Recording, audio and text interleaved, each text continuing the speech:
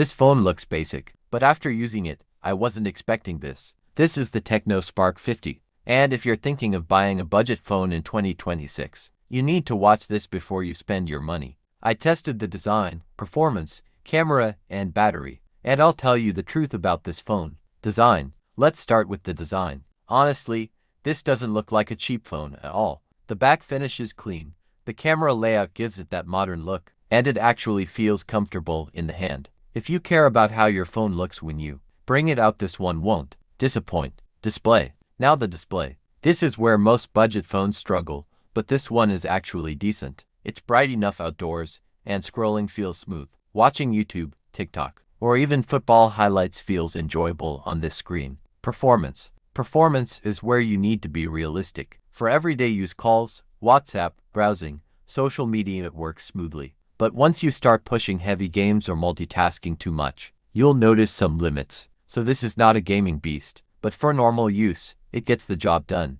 Camera. Now the camera. This one actually surprised me. In good lighting, your pictures come out sharp, clear, and very usable for Instagram or WhatsApp status. But at night or in low light, you'll see the difference. It's okay but not amazing. Battery. Battery life is easily one of the strongest parts of this phone. You can go a full day calls, browsing, videos without stressing about charging. And that alone makes it very practical for everyday use. Pros and cons. Pros: good design, solid battery life, decent camera and good lighting, and smooth for everyday tasks. Cons: not great for heavy gaming, and low light camera could be better. Final verdict. So, is the Tecno Spark 50 worth it? If you're on a budget, and you want something reliable, for daily use this is a very good option. But if you're looking for power or high-end performance, you might want to look elsewhere. Let me know in the comments, would you buy this phone? And if you enjoyed this, don't forget to like and subscribe. I've got more honest tech reviews coming.